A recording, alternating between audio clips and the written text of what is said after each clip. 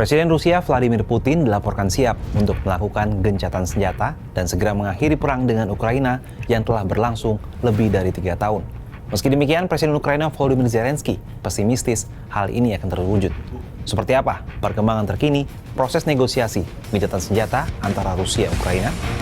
Kesiapan untuk melakukan gencatan senjata dan rencana untuk mengakhiri perang di Ukraina disampaikan Presiden Rusia Vladimir Putin dalam konferensi pers di Sochi, Rusia, Senin 19 Mei 2025 waktu setempat. Konferensi pers ini digelar usai Putin berbicara via telepon dengan Presiden Amerika Serikat Donald Trump. Seperti diketahui, Amerika Serikat menjadi mediator antara Rusia dan Ukraina.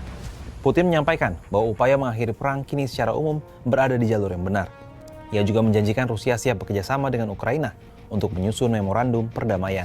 Президент Соединенных Штатов высказал свою позицию по поводу прекращения боевых действий, перемирия. И со своей стороны отметил также, что и Россия выступает за мирное урегулирование украинского кризиса. Мы должны просто определить наиболее эффективные пути движения к миру. Meski Trump menekankan perlunya gencatan senjata segera, Putin tetap bertahan pada sikapnya, yakni menuntut prasyarat sebelum menghentikan operasi militer. Ini termasuk pengakuan atas wilayah pendudukan dan jaminan keamanan jangka panjang. Sementara itu, pernyataan Putin untuk melakukan gencatan senjata hingga penghentian perang ditanggapi pesimistis oleh Presiden Ukraina Volodymyr Zelensky dalam pernyataannya di Kiev, Ukraina pada Senin. Zelensky menilai gencatan senjata tidak akan terwujud dalam waktu dekat jika Ukraina tidak dilibatkan dalam pembicaraan damai dengan Rusia. Виводити наші війська з наших територій ніхто не буде.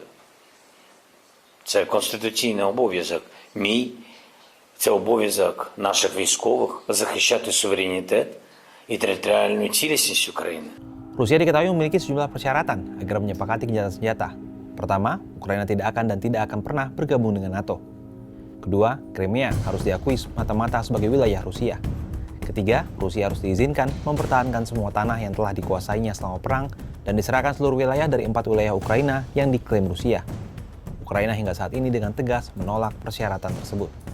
Jika dibandingkan dengan sebelumnya, boleh dikatakan perundingan gencatan senjata antara Rusia dan Ukraina kali ini menunjukkan kemajuan. Pasalnya, sejak perang meletus di tahun 2022, perundingan berjalan alot. Namun, apakah hal ini akan menjamin bahwa gencatan senjata akan segera terwujud? Pekan lalu seluruh dunia berharap perang Ukraina-Rusia yang telah berlangsung lebih dari 3 tahun bisa berhenti. Sempat muncul optimisme kala Putin mengutarakan keinginan Rusia untuk berunding langsung dengan Ukraina. Namun harapan itu meredup setelah Putin tidak hadir dan memilih mengirim delegasi tingkat rendah pada perundingan di Istanbul pada 15 Mei 2025. Presiden Ukraina Volodymyr Zelensky sudah hadir di Istanbul sehari sebelum delegasi Rusia tiba dan menyatakan kesiapannya untuk bertemu langsung dengan Putin. Namun, keputusan Putin tidak hadir membuat Zelensky urung ikut serta dan memilih bertemu dengan pemimpin negara-negara anggota NATO di Albania. Meski pertemuan antara perwakilan Rusia dan Ukraina tetap berjalan, namun belum menemui titik terang untuk menyetujui gencatan senjata. Perundingan secara langsung pertama dalam 3 tahun perang Rusia-Ukraina itu hanya berlangsung sekitar 90 menit. Kedua negara hanya menyepakati pertukaran 1.000 tawanan perang. Pasca perundingan di Istanbul, Rusia tidak mengurangi tekanannya terhadap Ukraina. Militer Rusia pada Minggu 18 Mei melancarkan serangan pesawat nirawak besar-besaran terhadap sejumlah wilayah Ukraina. Badan Intelijen Ukraina meyakini militer Rusia berencana menembakkan rudal balistik antar benua.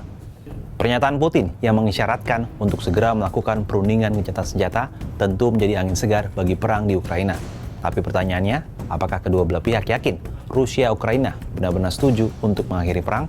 Gimana menurut sahabat Kompas?